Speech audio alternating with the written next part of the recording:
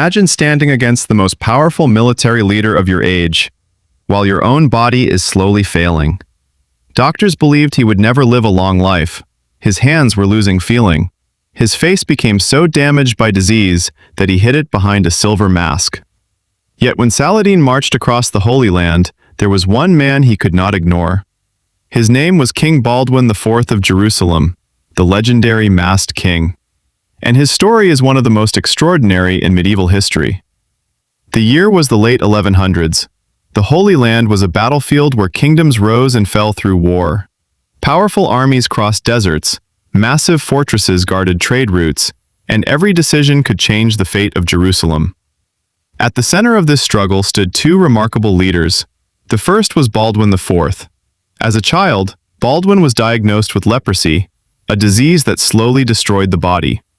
Many nobles believed a sick young prince could never become an effective ruler. But they were wrong. When Baldwin became king, he refused to let his illness define him. Despite constant pain and a body that grew weaker each year, he continued leading armies into battle and defending his kingdom. His courage inspired soldiers throughout Jerusalem. But an even greater challenge was rising beyond the horizon. His name was Saladin. Through intelligence, determination, and military brilliance, Saladin united Muslim territories that had long been divided.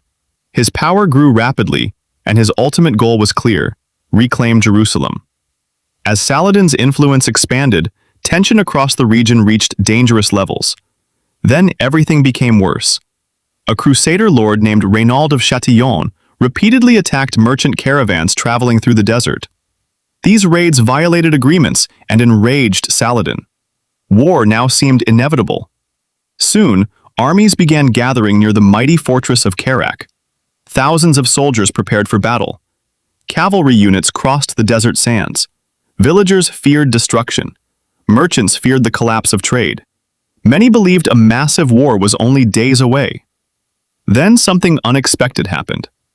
Although seriously ill, Baldwin personally arrived to face the crisis. The sight of their king changed everything.